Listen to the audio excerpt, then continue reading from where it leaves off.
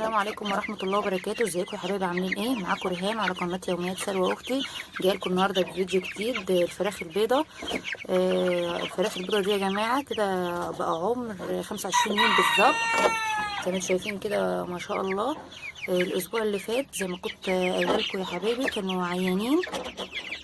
كانوا بيشوفوا شخة فيها حتت حمراء، والشخة اللي هي السايلة خالص البني كان عندهم الكوكسيديا، فكشفت عليهم وجبت لهم العلاج. عرضت الامر على الدكتور واداني لهم علاج، واديتهم العلاج يومين وبقوا ما شاء الله كويسين. هم كنت فرشالهم بصراحه، كنت فرشالهم تبن زي ما انتوا شايفين في الفيديوهات اللي قبل كده.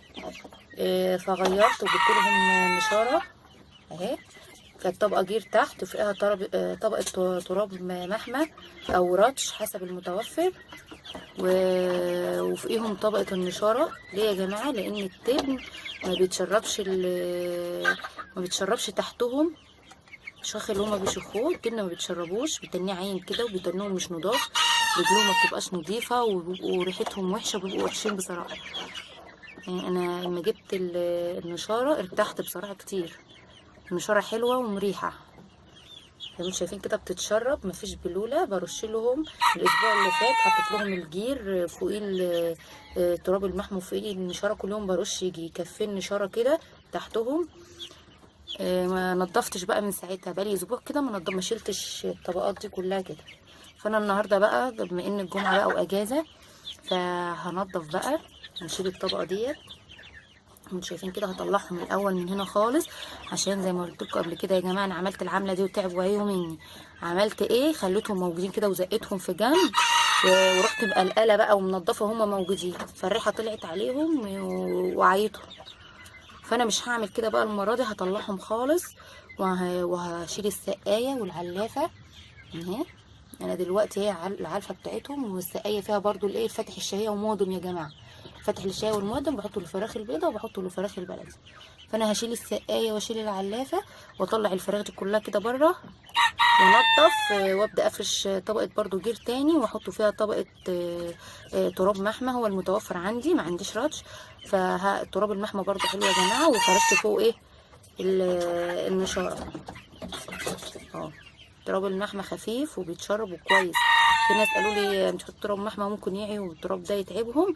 لا انا حطيت فوق طبقه، بحط فوقه اول طبقه نشاره فوقه بتبقى طبقه يعني كويسه كده تقيله وكويسه. بعد كده بقى برشرش كل يوم كده شويه نشاره همت. واللندا انا دلوقتي برضو لندا 100 ما قلتش، كنت بحط 25 ال25 اتحرقت مني، جبت كذا واحده 25 كانوا بيتحرقوا. فدي برضو لندا 100 يا جماعه برضو لحد دلوقتي ما غيرتش المية. زي ما انتم شايفين كده اهم دلوقتي زي ما انتم شايفين اهو. الفراخ البلدي عامله قلبان يا جماعه عشان محوطه عليهم عشان اعرف انضف الفراخ البيضه، فعاملين ايه مش واخدين على الدقيقه، عايزين يطلعوا يلعبوا. يلا خليكم معايا يا حبايبي وهنضف وارجع لكم تاني. حبايبي في حاجه بقى هننضف بيها تبقى مريحه قوي، علشان زي ما انتم شايفين كده يعني عايزين حاجه تبقى سهله ننضف بيها بسهوله. فانا عندي سكينه معجون او سكينه بسبوسه اهي. نجيب واحده من العاديه خالص يا جماعه، دي انا كنت جايباها ب5 جنيه بس بتريحني بقى، مش مهم 5 جنيه بس اهم حاجه تريحني في التنظيف. دي بقى ايه بنقلقل بيها، بتبقى سهل نقلقل ونشيل كل حاجه، سهله ومريحه في التنظيف اهي. يلا بقى هنضف وارجع لكم تاني، خليكم معايا كده يا حبايبي. انا نضفت بقى المكان وشلت بسكينه المعجون او سكينه البسبوسه حسب المتوفر عندكم. شلت كده الطبقه اللي كانت مش نضيفه اللي تحتهم، وحطيت جير ابيض باين اهو وفوقيه تراب محمى، وحطيت فوقيه طبقه النشاره اهو زي ما انتم شايفين كده اهو. ده شكلهم اهو ومتفرشين اهم بقى وكده، بدأوا ايه يشم نفسهم بقى، لان الطبقه دي ما بتعلى كده حتى مهما يكون في تحت غير بتبقى عامله ريحه عليهم. فانا نضفت ودخلتهم تاني، بس فتحت باب العشه اللي عندي هناك اهو.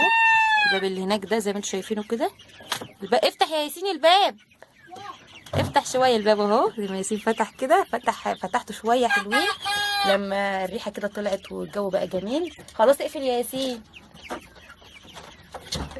اهو زي ما انتوا شايفين كده ياسين قفل الباب تاني عشان نهوي على الفراخ. لازم بعد ما نغير لهم كده، بعد ما نشيل وننضف، لازم نفتح نهوي ندخل هواء جديد ونطلع الهواء اللي هو اللي ريحته وحشه، بيبقى فيه برضو هواء بعد ما ننضف ريحته مش كويسه بيتعبهم. زي ما انتوا شايفين كده. ياسين بره بيلعب مع الفراخ البلدي. ما تضربهمش يا ياسين، ما تضربهمش. انتوا شايفين كده اهو. ما شاء الله بقى لهم كده 25 يوم ما خلصوش شكاره العلفه. لسه اول شكاره بعد الثلاثه في ثلاثه. جبت لهم 3 في 3 من نعمه، يعني 6 كيلو نعمه وشكاره. لسه بقى هجيب لهم شكاره بكره ان شاء الله وانا جايه من الشغل. اجيب لهم شكاره، هفتح في تاني شكاره واقول لكم برضو ايه هياكلوا قد ايه لحد ما دب.